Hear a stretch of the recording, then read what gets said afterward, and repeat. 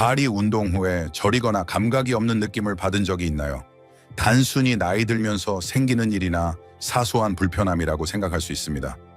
하지만 제가 말해드리자면 건강에 좋다고 알려진 몇몇 흔한 운동들이 실제로는 그 저림 증상을 악화시킬 수 있습니다. 더 심각하게는 신경을 조용히 손상시키고 넘어질 위험을 높이며 결국 독립적인 삶을 빼앗을 수도 있습니다. 저는 수십 년의 삶을 걸어온 사람으로서 경험을 바탕으로 말씀드립니다. 모든 움직임이 건강한 움직임은 아닙니다. 특히 나이 들수록 더 그렇습니다. 오늘은 60세, 70세 이상의 시니어 여러분께 직접적이고 솔직하게 이야기하고 싶습니다. 우리는 여전히 가진 이동성과 힘을 지켜야 합니다. 그 첫걸음은 피해야 할 운동을 아는 것입니다. 발과 미래를 조용히 해치는 5가지 운동을 바로 살펴보겠습니다. 시작하기 전에 아직 구독하지 않으셨다면 구독 버튼을 누르고 알림벨을 켜서 여러분을 위한 건강 팁을 놓치지 마세요. 이 영상이 마음에 들면 댓글에 1을 그렇지 않다면 0을 남겨 더 나은 콘텐츠를 만들 수 있도록 알려주세요. 첫 번째, 고정식 자전거, 특히 리컨버트 자전거입니다. 많은 시니어에게 고정식 자전거는 안전한 피난처처럼 느껴집니다. 실내에서 넘어질 위험 없이 편안하게 운동할 수 있는 장소죠. 특히 등바디가 있고 페달이 부드러운 리컨버트 자전거는 나이 든 관절에 완벽한 선택처럼 보입니다. 우리는 앉아서 페달을 밟으며 스스로에게 좋은 일을 하고 있다고 생각합니다. 하지만 이 편안함 속에 위험이 숨어 있다면 어떨까요? 오랫동안 자전거에 앉아 있으면 하체의 가장 민감한 신경, 특히 허리 아래에서 엉덩이를 거쳐 발까지 이어지는 좌골신경에 압력이 가해집니다. 이 신경이 눌리거나 자극받으면 발바닥이나 발가락 끝에 익숙한 저림 감각, 마비가 곧 시작됩니다. 사소한 느낌으로 시작된 것이 점차 심각한 신경 손상으로 발전할 수 있습니다. 이는 감각, 균형, 자신감을 앗아갑니다. 당뇨병, 혈액순환 문제, 척추 문제를 가진 시니어의 경우 장시간 고정식 자전거를 타면 하체로 가는 혈류가 차단되어 저림이 더 심해지고 오래 지속됩니다. 이는 단순한 불편함이 아니라 몸이 위기에 처했다는 신호입니다. 발이 저리면 반응하거나 제대로 걷거나 통증을 느끼는 능력이 떨어집니다. 이는 넘어짐, 부상, 그리고 쉽게 회복되지 않는 건강 문제의 시작이 될 수 있습니다. 저는 강하고 활동적인 친구들이 재활시설에 들어가게 된 사례를 알고 있습니다. 병 때문이 아니라 발이 반응하지 않은 한순간 때문이었죠. 그들은 연석 매트 계단 끝을 느끼지 못했습니다. 왜냐하면 저림의 경고 신호를 무시했고 힘을 빼앗는 운동을 계속했기 때문입니다. 이건 겁을 주려는 게 아닙니다. 여러분을 부드럽지만 절박하게 깨우기 위한 것입니다. 우리 몸은 생각보다 현명합니다. 발가락의 저림으로 속삭일 때 저항이 아니라 변화를 요청하는 것입니다. 다음으로 우리가 무심코 하는 운동은 무엇일까요? 놀랍게도 다음 흔한 운동은 발이 아니라 척추에 직접 압력을 가합니다. 계속 살펴보죠. 이 내용이 유용하다면 댓글에 1을 남겨주세요. 두 번째, 발가락 터치와 앞으로 숙이는 스트레칭입니다. 언뜻 보면 발가락 터치는 무해하고 심지어 도움이 되는 것 같습니다. 어린 시절부터 해왔던 스트레칭, 몸을 풀고 유연성을 유지해줄 것 같은 동작입니다. 나이 들수록 유연해야 한다는 말을 우리는 진지하게 받아들이고 매일 앞으로 숙이는 스트레칭이 뻣뻣함을 없애줄 거라 믿습니다. 하지만 시니어에게는 이게 더 복잡하고 위험합니다. 나이 들수록 척추는 덜 관대해집니다. 허리 디스크는 수분을 잃고 척추뼈 사이 공간이 좁아지며 신경이 쉽게 눌립니다. 깊게 발가락을 터치하거나 빠르게 숙일 때 특히 적절한 지지 없이 허리 척추는 취약한 상태가 됩니다. 순간적으로 좋은 스트레칭처럼 느껴질 수 있지만 실제로는 척추신경이 눌릴 가능성이 있습니다. 다리, 발목, 발의 감각을 조절하는 신경들이죠. 이 눌림은 항상 통증으로 나타나지 않습니다. 때로는 발의 부드러운 윙윙거림, 발가락의 이상한 저림 소미를 걷는 듯한 느낌으로 나타납니다. 일단 저림이 시작되면 지속적인 불청객이 될 수 있습니다. 매일 익숙한 스트레칭을 하던 사람들이 몇 주, 몇 달 후 발의 감각을 제대로 느끼지 못하게 되는 경우를 봤습니다. 단순한 루틴이 만성 신경 손상의 반가쇠가 되었습니다. 특히 놀라운 건 이런 손상이 쉽게 간과된다는 점입니다. 우리는 저림을 순환 문제로 치부하거나 나이 들매의 일부라고 생각합니다. 하지만 이 스트레칭은 독립성을 위협합니다. 잘못된 스트레칭 하나, 약간의 정렬 오류로 척추가 영향을 받아 몸 전체로 파장이 퍼집니다. 겁을 주려는 게 아니라 보호하려는 것입니다. 60세 이상이라면 모든 움직임은 스트레칭이 아니라 우리를 섬겨야 합니다. 안정성이 필요하지 긴장이 필요하지 않습니다. 척추는 예전 같지 않으며 더 친절한 보살핌을 받아야 합니다. 발가락 터치처럼 순진한 동작이 신경 손상을 일으킬 수 있다면 딱딱한 바닥에서 반복적으로 뛰는 운동은 어떨까요? 다음 숨겨진 위협을 함께 알아보죠. 세 번째 고강도 에어로빅 점핑 잭 스텝 에어로빅입니다. 빠르게 움직이고 땀을 흘리며 높이 뛰는 게 우리를 강하고 살아있게 했던 때가 있었습니다. 우리는 재즈서 사이즈 스텝 운동, 밝은 음악과 대담한 약속으로 가득한 TV 프로그램의 시대를 살았습니다. 계속 움직이면 젊음을 유지한다고 했죠. 하지만 그때 아무도 알려주지 않은 건 젊을 때 사랑했던 움직임이 나이 들면 조용한 파괴자가 될 수 있다는 점입니다. 60세 이상 특히 발저림, 신경병증, 발바닥 지방층 얇아짐을 겪고 있다면 점핑잭이나 스텝 에어로빅 같은 고강도 운동은 득보다 해가 큽니다. 각 점프 강한 착지는 발에서 무릎 척추까지 충격을 보냅니다.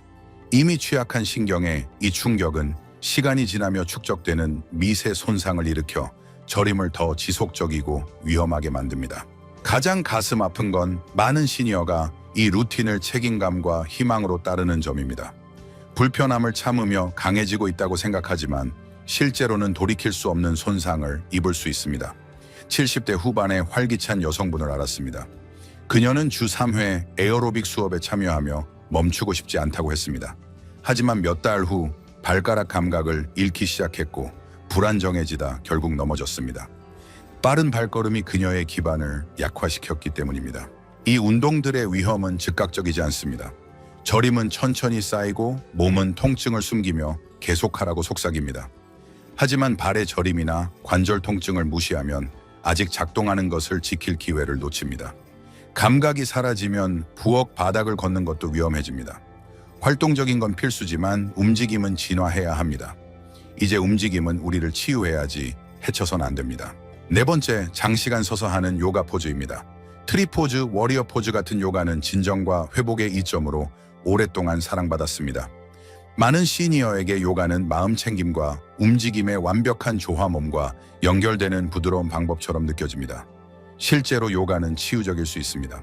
하지만 모든 요가 포즈가 나이든 몸에 안전하지 않습니다. 특히 한 발로 오래 균형을 잡아야 하는 포즈는 더 그렇습니다. 트리나 워리어 같은 포즈는 아름답지만 이미 발 저림이나 불안정함을 겪고 있다면 조용히 함정이 될 수 있습니다. 한 발에 모든 체중을 싣고 오래 서 있으면 발과 발목에 작고 약해진 신경에 부담을 줍니다. 60대, 70대 특히 신경병증이나 관절염이 있다면 저림이 악화될 수 있습니다. 균형을 잃는 것뿐 아니라 신경의 산소가 부족해지고 과부하가 걸려 기능이 떨어집니다. 감각이 흐려지면 땅이 불확실하게 느껴집니다. 더 이상 힘이 아니라 안전의 문제입니다. 은퇴한 소방관을 만난 적이 있습니다.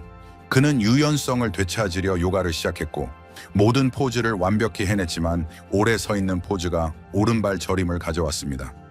결국 바닥을 제대로 느끼지 못했고 연속해서 한 번 실수로 삶이 바뀌었습니다. 엉덩이 골절 몇 달간의 재활 그리고 강하다고 느꼈던 포즈가 몸의 한계를 배신했다는 깨달음이었습니다. 나이 들수록 균형은 소중해집니다. 하지만 이를 유지하기 위해 몸을 위험에 빠뜨릴 필요는 없습니다. 안정성을 기르는 더 안전한 방법이 있습니다. 요가는 적이 아니지만 우리가 처한 삶의 계절에 맞게 조정되어야 합니다. 안전하게 서는 것이 훨씬 중요합니다. 다섯 번째, 부적절한 신발로 오래 걷기입니다. 걷기는 가장 단순하고 안전한 운동처럼 보입니다. 의사들이 권하고 웰니스 기사에서 칭찬하며 많은 이가 매일의 습관으로 삼습니다. 하지만 신발이 발을 제대로 지지하지 않은 상태로 오래 걷는다면 심지어 걷기도 해로울 수 있습니다. 나이 들수록 발 구조가 변합니다. 발바닥의 지방층이 얇아지고 아치가 무너지며 발의 작은 신경이 더 민감해지거나 기능을 잃기 시작합니다. 적절한 아치 지지 쿠션, 넓은 발가락 공간이 없는 신발로 오래 걷는 건 불편함을 초래하는 것뿐 아니라 진행성 신경 손상의 무대를 마련하는 것입니다. 부적절한 신발은 발바닥과 발가락으로 이어지는 경골 및 족저 신경을 압박합니다. 시간이 지나며 이는 저림 따끔거린 발이 몸과 연결되지 않은 듯한 불안한 느낌으로 이어집니다. 단단한 포장도로 고르지 않은 보도 미끄러운 바닥에서 반복적인 스트레스를 더하면 신경자극 염증 균형 상실에 완벽한 폭풍이 됩니다. 80대 초반의 이웃분을 기억합니다. 그는 매일 아침 비가 오나 눈이 오나 낡은 운동화로 걸었습니다. 하지만 점차 발 저림이 심해졌고 작은 돌을 밟아도 느끼지 못했고 신발 솔기가 발 뒤꿈치를 문질러 생긴 물집도 느끼지 못했습니다. 결국 작은 상처가 위험한 감염으로 발전했습니다. 걷기가 아니라 보호 없이 걷기가 그를 해쳤습니다. 걷기는 발이 완전히 지지되고 감각이 온전할 때만 안전합니다. 저림이 스며들면 감각뿐 아니라 인식을 앗아갑니다. 인식은 우리를 똑바로 안전하게 통제하게 유지합니다. 내일 문을 나서기 전 신발이 나를 섬기는지 조용히 방해하는지 자문해보세요. 이제 숨겨진 위험을 알았으니 대신 무엇을 안전하게 할 수 있을지 궁금할 것입니다. 강하고 유연하며 균형을 유지하면서도 가장 필요한 부분을 위험에 빠뜨리지 않는 방법이 있을까요? 나이 든 몸을 진정으로 존중하고 번영하게 하는 운동을 탐구해보죠. 이제 무엇을 해야 할까요? 자전거를 타지 말고 너무 멀리 스트레칭하지 말고 뛰거나 오래 걷지 말라면 남은 게 뭐가 있을까요? 아직 할 수 있는 게 많습니다.